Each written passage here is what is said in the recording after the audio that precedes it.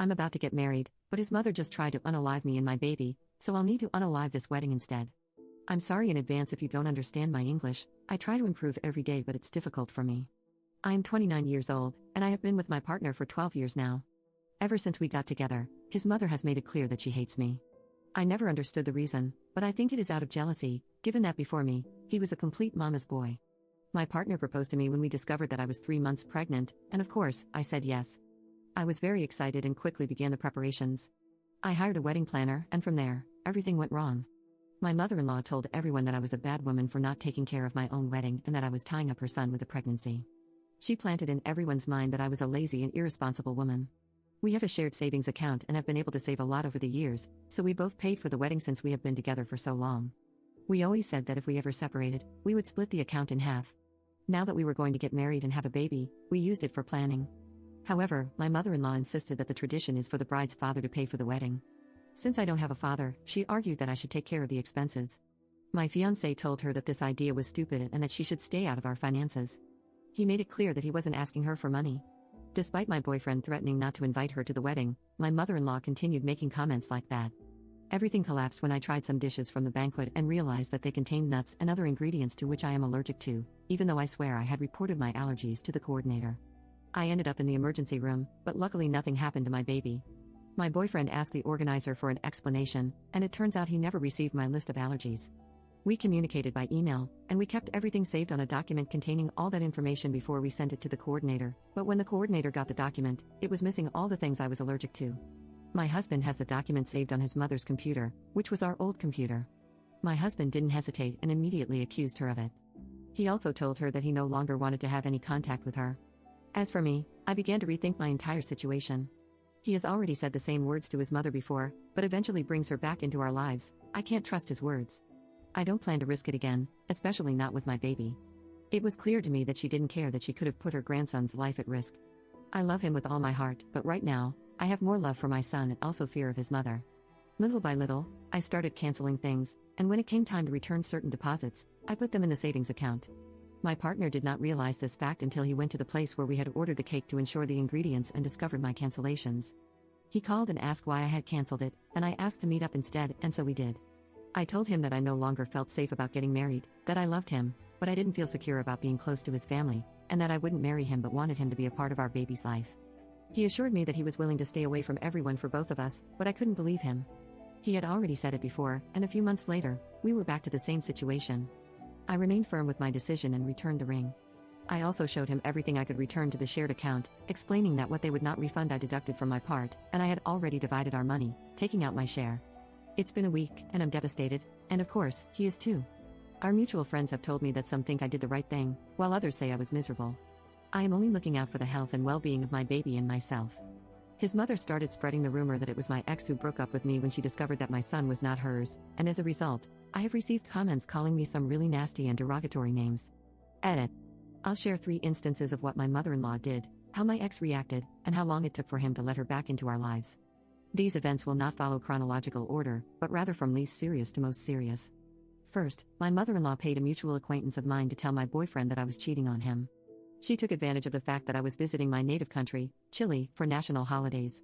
Initially, my boyfriend believed the friend, but when he asked for strong evidence and they had nothing, they had to change their strategy, claiming that I had forced them to eliminate everything. When I returned, my boyfriend didn't say anything to me for a month.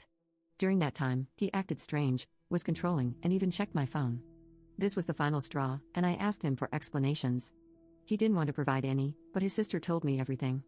Due to the mistrust, I broke up with him and didn't speak to him again for 6 months.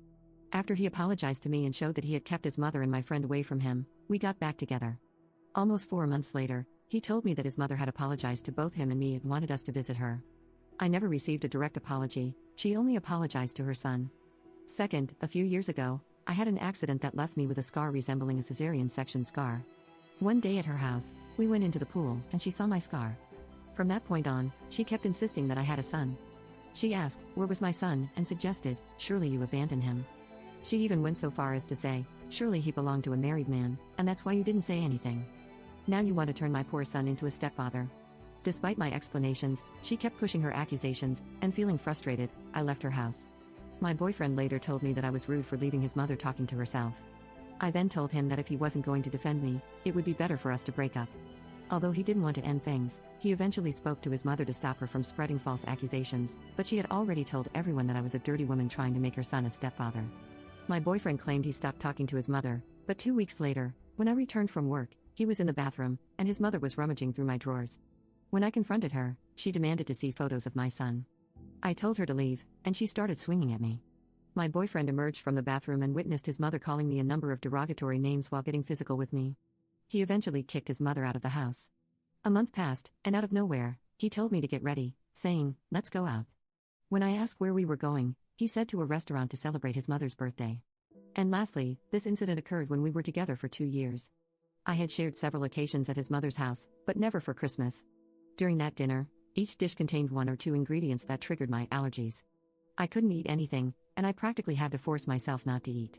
Fortunately, I realized it before trying anything, just before putting the food in my mouth. She was aware of my allergies, but she pretended not to know. My boyfriend supported me that time and left the dinner with me. The next day, his mother went to his house complaining about why he left. It was the first time my mother-in-law confessed that she had never loved me, that she hated me, and she admitted that she did it with the intention of seeing if I would get a reaction. My partner kicked her out of the house and didn't speak to her again for an entire year.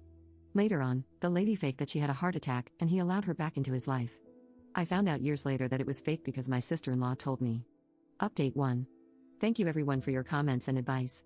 It's been almost 2 months since my mother-in-law tried to poison me while I was pregnant with her grandson, and a few things have happened. My mother-in-law continued to spread rumors that I cheated on her son and that my baby was not her grandson. I was fed up, and I asked my ex to come forward and refute everything his mother said, but he didn't do it. On the contrary, he told me, "Let's do a DNA test so that my mother will stay silent." I told him that I would not cater to her demands, and that if he wasn't going to defend me and his son, he better not even consider himself the father of my baby. Not even this made him react, so I blocked him and decided to consult with a lawyer regarding the issues of custody and parental rights. After that discussion, I had a really calm couple of days. The accusations simply stopped, and many people who were accusing me apologized. For a moment, I believed that my ex had come to his senses and defended me. However, the peace ended quickly. Last week, my mother-in-law entered my apartment, where she had previously lived with her son before we separated. She entered without my permission, and I don't know how or when, but she had a key. She stole my baby's ultrasounds and all my medical records from my house. Fortunately, I caught her just as she was running away from my apartment. I confronted her, and she tried to justify her actions by claiming that the ultrasounds also belonged to her son. When I asked her to return what she had taken from my house, she started yelling at me, saying I was taking her grandson away from her. I reminded her that she had tried to unalive her grandson and had disowned him. That's when the confrontation turned physical, and my neighbors came out when they heard the screams and defended me. One of them called the police soon after. I reported her for the burglary and physical altercation, and I also tried to report her for the poisoning. When they arrested her, they discovered that she had also stolen my passport and money. She tried to justify her actions by saying she was afraid that I would flee the country with her grandson. After that scandal, my ex came to my apartment, complaining about me reporting his mother. He also tried to get physical with me, but at that moment, his sister and brother-in-law were there, and they defended me. Before this, he had outbursts before, but he had never tried to harm me. I must say that my sister-in-law has always been and is very kind to me. She was the one who always defended me, the one who set limits for her mother, and it was her who spoke to every person who accused me of doing immoral acts and explained to them what my mother-in-law did to me. With everything that happened, I no longer felt safe in my apartment. So, I made the decision to return to my native country before my baby is born. While I gather all the necessary things and receive the discharge from my doctor, I'm staying at my sister-in-law's and her partner's house. Regarding the legal issue, I must say that I am considering not continuing with the complaint. Given that this takes time, and I am already almost 6 months pregnant, my possibilities of leaving before my daughter is born are being limited.